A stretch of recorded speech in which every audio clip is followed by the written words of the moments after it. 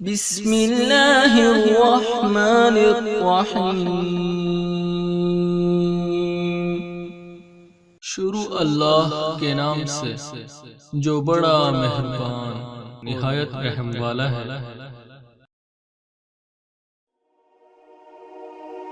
حضرت عمر رضی اللہ عنہ اپنے عدل و انصاف کے لیے مشہور تھے۔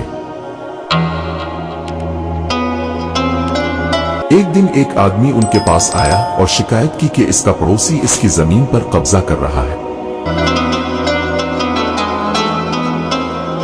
حضرت عمر نے ان کی بات سن کر دونوں فریقوں کو بلایا۔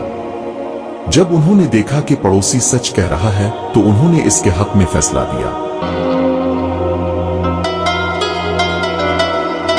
انصاف پسندی کے احساس کی وجہ سے انہوں نے ہمیشہ حق کو اہمیت دی اور کسی بھی قسم کی تفریق سے پرہیز کیا۔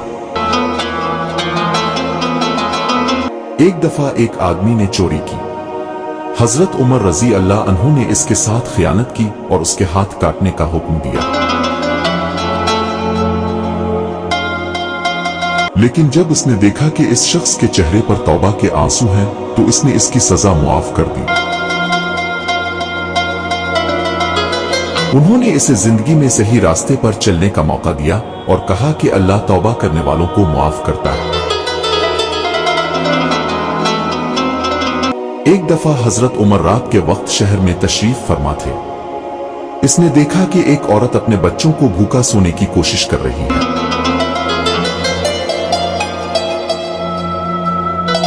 انہوں نے فوراً خاتون کو راشن دیا اور اس کے بچوں کو کھانا کھلایا۔ اس واقعہ نے اپنی رعایا کے تئیں ان کی حساسیت اور خدمت کے جذبے کو ظاہر کیا۔ حضرت عمر کے دور میں ایک دفعہ قحط پڑا۔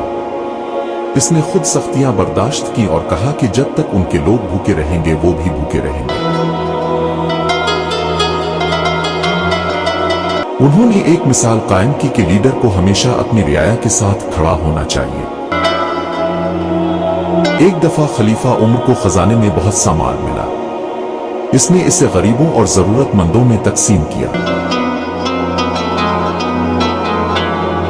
انہوں نے کہا کہ یہ رقم اللہ کی دی ہوئی ہے اور اس کا صحیح استعمال ان لوگوں کی مدد کے لیے ہونا چاہیے جنہیں اس کی سب سے زیادہ ضرورت ہے۔